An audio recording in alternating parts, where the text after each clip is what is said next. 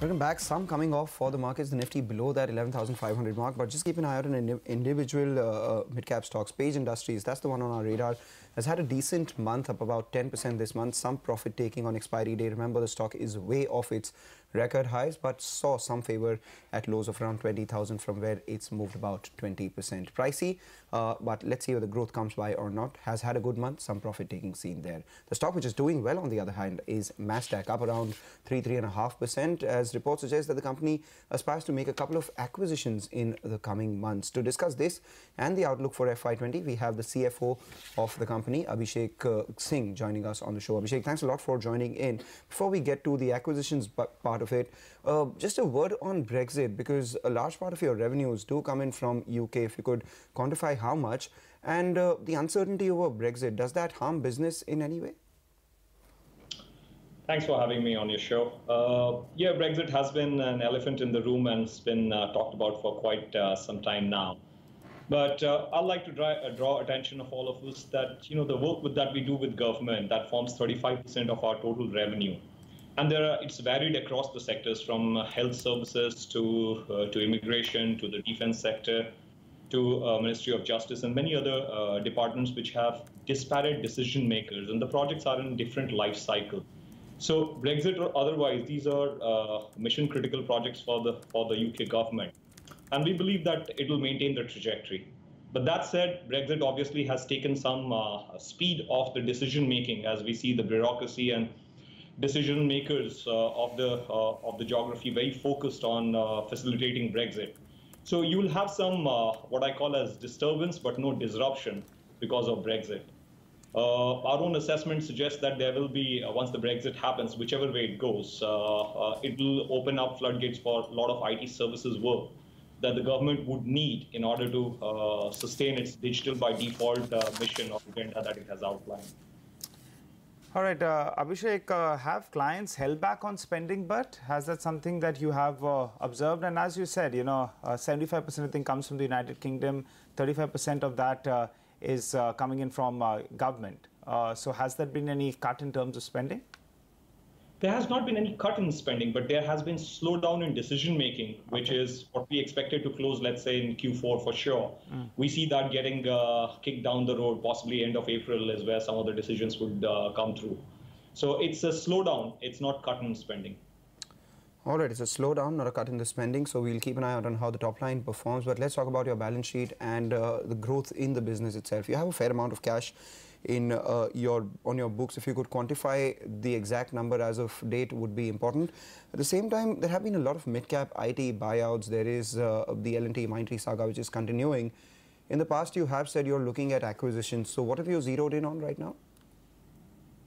So the cash on the balance sheet is right around 200 crore, give or take, as last reported date. And then there are some non-core assets that our stated objective is to monetize it. We have taken steps in that direction.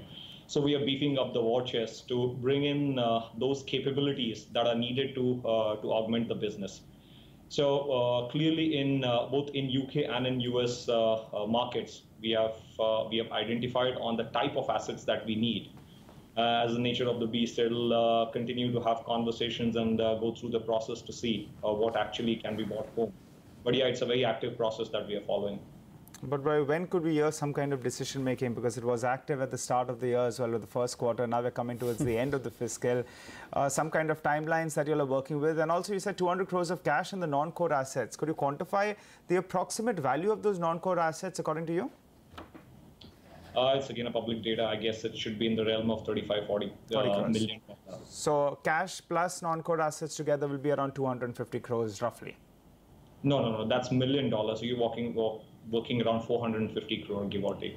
450 crores. So that's roughly half your market cap, because your market cap as on date is close to around 1,050 crores. So are you going to deploy all these 450 crore rupees into acquisitions, or is there a chance of returning some of this money to the shareholders in terms of a dividend or a buyback? That's a fair question, and as management team and board of Mastek, we sincerely believe that buyback is an option when you have no avenue to deploy. At this time, size is of importance to Mastek, as acquiring capabilities to multiply or rather maintain and accelerate the growth rate. So there will be a fair bit of deployment. Now, what's the ratio and what we do with that is in the future. But we do believe that there is significant opportunity to deploy the cash. Okay, all right. Just telling our ticker team, we'll just correct that, because non-core assets plus cash in the books, that'll be nearly around 450 crores, as Abhishek just told us. Abhishek, you told us there's a bit of a slowdown in terms of decision making.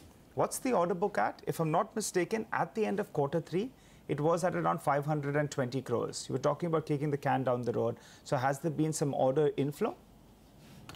Yeah, there have been order inflow, that's for sure. But the big ones that we were looking at getting adjudicated our way, that clearly hasn't fructified. So yeah, it'll be same order of magnitude. But yeah, these projects are still critical for the government. These are in the various phases of development. We have done, let's say, 2 of the 4 stages of development. So the next couple of phases would have to happen. And that's where I said and qualified that it's a slowdown and not a disruption. But what's the order book as of now? Just wait for another, I would say, 72 months. All right, we'll do that. But in the meanwhile, you said it's a slowdown and not a disruption. So let's kick the can down the road into FY20. So far this year, you've done about 20-21% in terms of a constant currency growth. So a foregone conclusion perhaps would be that the year you will end at 20% constant currency growth. You can interject if you have an objection to that. The next year, because the can would be kicked down the road, what sort of growth are you expecting? See, the quarter could be different, but across the year, we believe that there are enough avenues to have the similar kind of growth trajectory, and that's what we aspire kind of deliver. Abhishek, final question from me. As you're saying, you have cash in your books, you're hoping to grow at a decent pace. Maybe there'll be order inflow in the coming months as well. This entire Brexit, we don't know how it's going to turn out, but we remain optimistic that things will be resolved and it'll work favorably for y'all. Tell us, promoter holding, I'm just checking the exchange. It was at closer towards 47.7%. Now that's come down to a little under 46%. Is there one promoter that's being selling some stake, and you can correct me if I'm wrong, or is there some kind of dilution as well? But anything that we should take note of in terms of this? Why is this happening? So must have been a little bit of sale here and there. I mean, as you see, there are 4 promoters, and they are focused on different sides of the businesses. So there are some interstate transfers between 2 of the promoters. And, but this is not interstate, because the total promoter holding is coming down. So there could be some sale in the open market is what it looks like. It's around 1.5% to 1.7%. That's likely. Okay, so I'm not privy to it happening over last 60 days, that's for sure. There was one that had happened early part of Jan. Yeah. That's about it. In the last calendar year is what I'm referring to. So it appears that's about it. But we'll wait by and we'll chat with you. As you said, in the next few days, we'll know your order book as well. So we'll be keen to chat with you, maybe at the end of the quarter, once you deliver your numbers. Thanks so much, Abhishek, for joining in and giving us all those details. All the best for the coming fiscal as well. Slip into a short break, come back. We'll do a quick check on the markets as well as on various stocks.